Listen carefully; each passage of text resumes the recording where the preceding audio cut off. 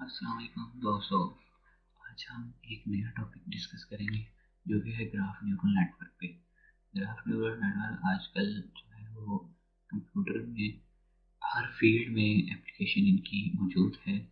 और इसकी कंप्यूटर के अलावा हर फील्ड में जैसे कि बायोलॉजी में, केमिस्ट्री में और मटेरियल साइंस में एप्लीकेशंस बेतहाशा हैं। आज हम स्पेसिफिकली केमिस्ट्री की एप्लीकेशंस को डिस्कस करेंगे। तो चलिए पहले देख लेते हैं कि ग्राफ न्यूरल नेटवर्क क्या होते हैं।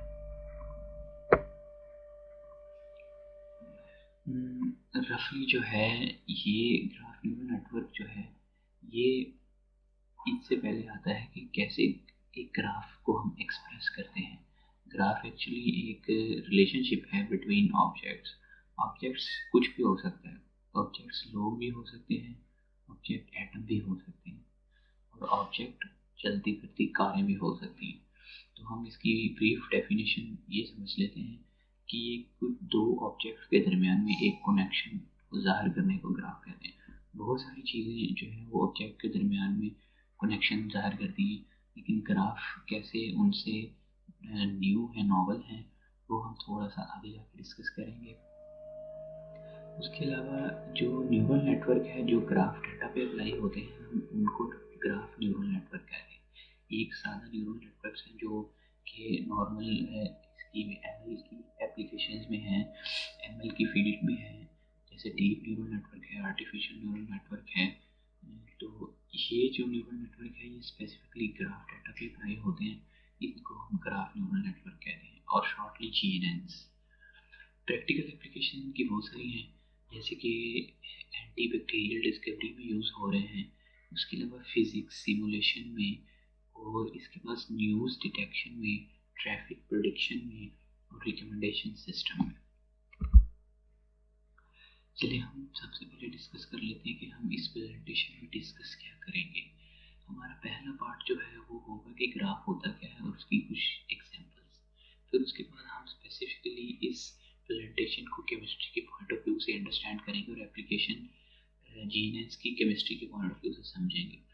तो उसके लिए हमें सबसे पहले मॉलिक्यूल को एज ए ग्राफ रिप्रेजेंट करना होगा और हम देखेंगे उसमें क्या क्या एलिमेंट्स हैं जो कि मॉलिक्यूल को एज ए ग्राफ ट्रांसफॉर्म कर देते हैं।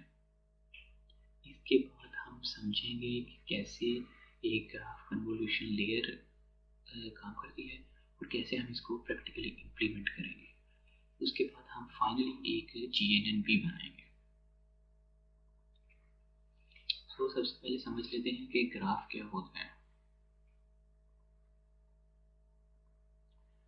ग्राफ एग्जैक्टली रिलेशनशिप रिप्रेजेंट करता है बिटवीन ऑब्जेक्ट्स, जैसे कि मैंने पहले कहा। लेकिन जो रिलेशनशिप है हम उसको एजेस से रिप्रेजेंट करते हैं, और जो ऑब्जेक्ट्स होते हैं हम उनको नोड्स कहते हैं। हम नोड्स के अंदर और एजेस के अंदर, दोनों के अंदर अपनी इंफॉर्मेशन को स्टोर कर सकते हैं। यहाँ पे एक चीज़ लिखी हुई है कि graph can be assign directionality. ये डायरेक्शनलिटी हम देखते हैं थोड़ी देर में, लेकिन पहले हम समझ लेते हैं कि ग्राफ क्या होता है। अब आपकी राइट साइड पे एक पिक्चर बनी हुई है, इसमें आप देखें तो ये एक्चुअली एक ग्राफ ही है। इसमें ये चीज़ जो है हमारे पास गोल सर्कल, इनको हम नोड्स कहते हैं और ये कनेक्ट होते हैं through edges with other nodes.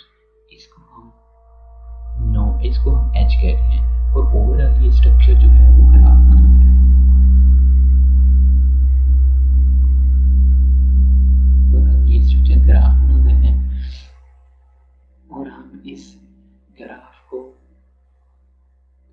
जो है वो कॉपी पेंसिल पे तो लिख सकते हैं, लेकिन कंप्यूटर की लैंग्वेज में हम जब इसको रिप्रेजेंट करते हैं तो उसके लिए हम यूज़ करते हैं adjacency matrix. Adjacency matrix exactly कैसे लिखते हैं और ये क्या होती है ये हम थोड़ा सा आगे चल के देखेंगे। तो फिलहाल हम ये समझते हैं कि ग्राफ जो है वो नोड्स को कनेक्ट करना है एजेस के थ्रू, और नोड्स पे आपकी कोई भी एंटिटी हो सकती है। फॉर एग्जांपल हम अभी थोड़ी डिस्कस करते हैं एग्जांपल। अब सबसे पहले एग्जांपल है citation network as a graph. इसको मैं अभी थोड़ी देर में ब्रीफली एक्सप्लेन करता हूँ।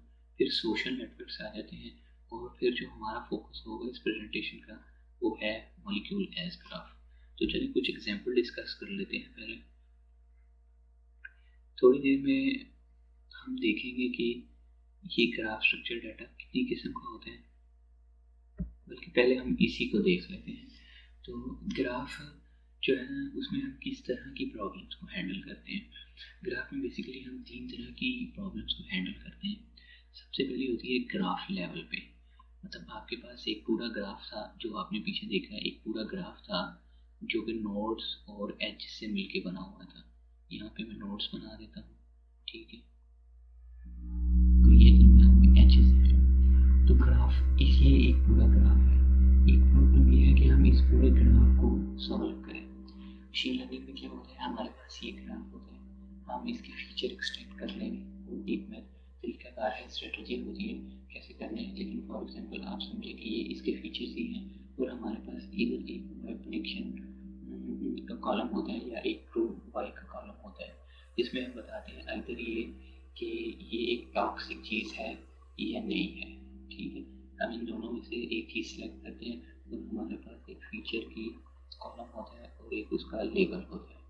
तो इस चीज़ को, पूरी चीज़ को, ग्राफ लेवल प्रॉपर्टी को प्रेजेंट करने के लिए या प्रेडिक्ट करने के लिए हम जो टास्क है, इसको ग्राफ लेवल टास्क कहते हैं। इसमें आप पूरे ग्राफ की प्रॉपर्टीज़ को जो है प्रिडिक्ट करते हैं। और फॉर एग्जांपल जो मॉलिक्यूल है, हम उनको एज ए ग्राफ रिप्रेजेंट करते हैं। हम थोड़ी देर में देखेंगे कि एग्जैक्टली मॉलिक्यूल कैसे ट्रांसफॉर्म होता है इस टू ग्राफ, ठीक है। और हम उसकी कोई भी प्रॉपर्टी को जो है वो प्रिडिक्ट करते हैं, जैसे कि उसकी स्मेल है और इधर वो कैंसरस है या नहीं है, इस तरह की। फिर उसके अलावा हमारे पास दूसरा जो टास्क आता है वो नोड लेवल टास्क होता है कि मतलब ये जो नोड है, ये दरमियान में जो नोड है, ये वाला टॉप पे, इसकी प्रॉपर्टीज को हम प्रिडिक्ट करते हैं। तो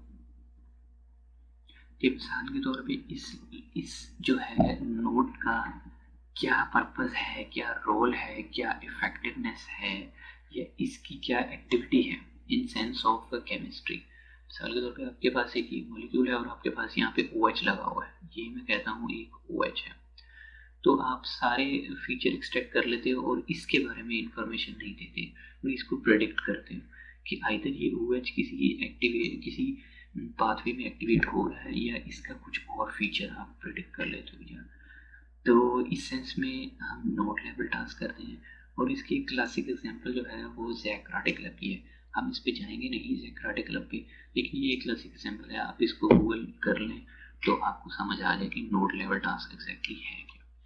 इसके बाद आता है edge level task. Edge level task में आप नोड पे काम नहीं करते, आप एजेस पे काम करते हैं, आप इस चीज़ पे काम करते हैं।